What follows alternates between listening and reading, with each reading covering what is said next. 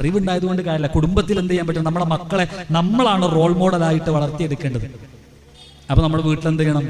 പരിശുദ്ധ ഖുർആൻ പാരായണം ചെയ്യുന്നുണ്ടോ, അതേപോലെ നമസ്കാരം കൃത്യമാണോ എന്നതിനെ കുറിച്ചൊരു ബോധം നമുക്ക് വേണം. എൻ്റെ ഉമ്മയോട് പറയാണ്, നമ്മളാണ് റോൾ മോഡൽ. നമ്മുടെ മക്കളുടെ റോൾ മോഡൽ നമ്മളാണ്. ആ ബാങ്ക് കൂടി പറഞ്ഞ് ഞാൻ അവസാനിപ്പിക്കും. നമ്മുടെ മക്കളുടെ റോൾ മോഡൽ നമ്മളാണ്. അത് വീണ്ടും അടിവരട്ട് മനസ്സിലാക്കണം. ഒരു ഉപ്പനെയും ഉമ്മയെയും കണ്ടിട്ടാണ് ഒരു കുട്ടി വളരുന്നത്. ഞാൻ മുമ്പ് പഠിപ്പിച്ച സ്ഥാപനത്തിൽ 2 മാസം കൂടുമ്പോഴാണ് 10 ദിവസം ലീവ് ഉണ്ടാവുക. അങ്ങനെ 10 ദിവസം ലീവ് ഉണ്ടാകുന്ന സമയത്ത് അവർ വീട്ടിൽ പോയിട്ട് വന്നതിനെ കുറിച്ച് വന്നിട്ട് എന്തൊക്കെ ചെയ്തു എന്നൊക്കെ ചോദിക്കും. അപ്പൊ നമസ്കാരം കാര്യങ്ങളൊക്കെ റെസിഡൻഷ്യൽ സ്കൂളാണ്. അവിടെ എന്നും 4:30 സമയത്ത് എഴുന്നേറ്റ് തഹജ്ജുദ് നമസ്കരിക്കും, സുബഹി നമസ്കരിച്ച് ഖുർആൻ പഠനമാണ് ഉച്ചവരെ. അത് കഴിഞ്ഞിട്ടാണ് സ്കൂളത്തെ പഠനമൊക്കെ ആയിട്ട് ഇങ്ങനെ പോകുന്നത്.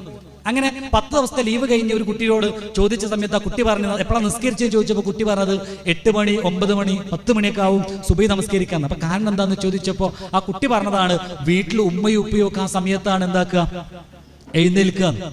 ആ കുട്ടിയെ തെറ്റ് പറഞ്ഞിട്ട് കാര്യമില്ല. ആ കുട്ടി കണ്ടു വളരുന്ന ആരെയാണ്? ഈ ഉപ്പനെയും ഉമ്മയുമാണ്. നമ്മൾ റോൾ മോഡലാണ് എല്ലാ കാര്യത്തിലും. ചെറിയ കുട്ടികൾ നമ്മൾ ഒബ്സർവ് ചെയ്യുന്നുണ്ട്. നമ്മൾ പ്രയോഗിക്കുന്ന വാക്ക്, നമ്മുടെ സംസാരം, നടത്തം, എല്ലാ കാര്യങ്ങളും ഒബ്സർവ് ചെയ്യുന്നുണ്ട്. വാപ്പ സിഗരറ്റ് വലിക്കുകയാണ്, കുട്ടിയോട് പറയാണ് സിഗരറ്റ് വലിക്കുന്നത് തെറ്റാണെന്ന് പറഞ്ഞാലോ കേൾക്കൂല.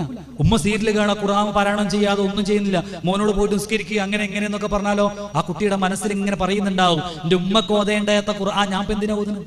എൻ്റെ ഉമ്മക്ക് നിസ്കാരമൊന്നുമില്ല, പിന്നെ ഞാൻ എന്തിനാ നിസ്കരിക്കണം? ഉപ്പാക്ക് ഇതൊന്നും ബാധകല്ല, ഉപ്പാ പള്ളിയിലൊന്നും പോകണില്ല, പിന്നെ ഞാൻ ഇപ്പം എന്തിനാ പള്ളിയിൽ പോകണമെന്ന് മനസ്സിലേക്ക് കുട്ടി പറയുന്നുണ്ടാവും. കുട്ടികൾ നമ്മളെ കണ്ടിട്ടാണ് വളരുന്നത്.